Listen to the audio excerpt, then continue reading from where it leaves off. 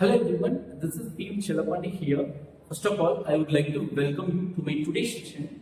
In this session, we are going to explore an interesting and important topic in Z transform. That is, how to find inverse Z transform using convolution theorem, right? So to understand this concept clearly, let me take a problem. So here our problem is find the inverse Z transform of Z inverse of Z square is divided by Z minus 80 whole square. So this problem is totally different from the previous problem, right? So to solve this problem, we require some fundamental things about the convolution theorem, right? Convolution theorem is one of the most powerful and useful mathematical tools. That technique we use in digital signal processing and control system, right? Sometimes given Z transform expressions, okay, it may look difficult to simplify when we use partial fraction method.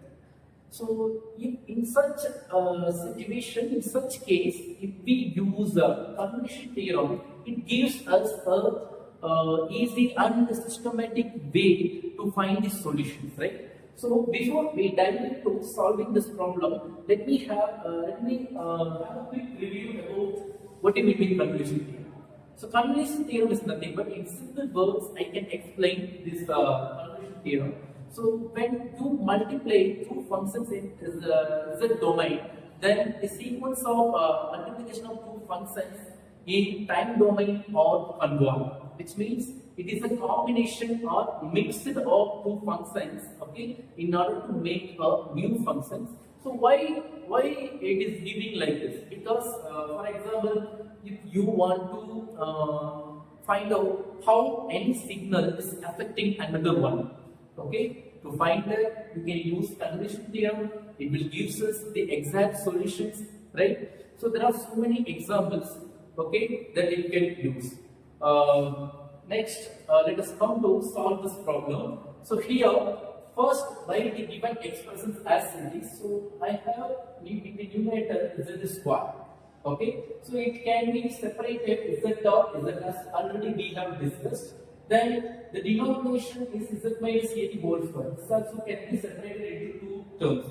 So it is Z minus A, Z minus A, right? So now let us come to separating terms by using this concept. So Z divided by Z minus A dot Z divided by Z minus A. Okay, clear?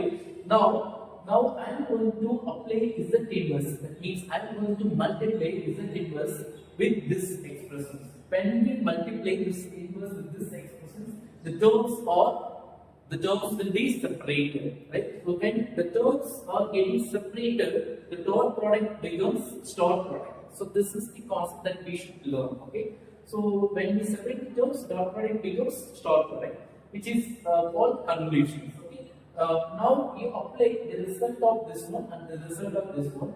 Before that, always we have to ensure the denomination part is in the standard form, so that we can apply the standard formula in Z transform directly. Otherwise, we need to do some adjustment in order to apply the standard formula directly. So here already it is in the standard format, so we can apply the formula directly. So here the Z divided by Z minus A, the standard formula of Z inverse of Z divided by Z minus A is A power n. Clear? Then the standard formula of Z inverse of Z divided by Z minus A is A power n. So both are same. So both the answer will be also same. Now here, okay, from this steps I am going to apply the convolution theorem. So already we have discussed clearly. So this is what is about the convolution theorem. So f of n dot g of n means your n in f of n can be replaced by r, and your n in g of n can be replaced by n minus r. So this is my n in f of n. This is my n in g of n. This n can be replaced by r. This n can be replaced by n minus r. That is what is about the convolution theorem. So just here done this by using convolution theorem concept. So this one again from the convolution definitions, right? Now simplify the terms, then you will get the answer.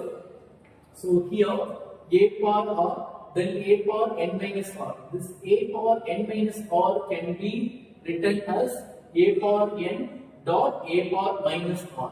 Then collect the common power as we have done in the previous problem. So here a divided by a, because a power minus r can be written as 1 divided by a power r. Understand? Okay. So I have used this concept. Then already we have a power r. So a power r dot 1 divided by a power r can be written as a divided by a the whole power r. That I have done here. Understand? Okay. Now you can cancel the common term. What you get here? It is 1. 1 power anything is what? It is always again 1. So the remaining answer is a power n. Now let me expand this series a power n. When you expand this a power n, what you will get? A power 0 plus a power 1 plus a power 2 plus etc. A power what? A power n. So here you cannot determine the value of a, because if we want to use this formula, first we need to know what is the value of a. Okay, otherwise we can't use this formula. So here it is in the form of a plus b, a square plus a cube and so on, then plus a power n. So we don't know exactly what is the value of a, so we can't use this formula. We need to use some other formula. Okay, so whenever you have such a situation, r is equal to 0 power n, then a power n. The formula to this expression is a power n into n plus 1. I just have used this formula here. This is your required answer. So this problem is very easy to solve. Okay, this is one of the important problem. So dear students, I hope you have got a clear idea about how to use convolution theorem to find inverse the transform.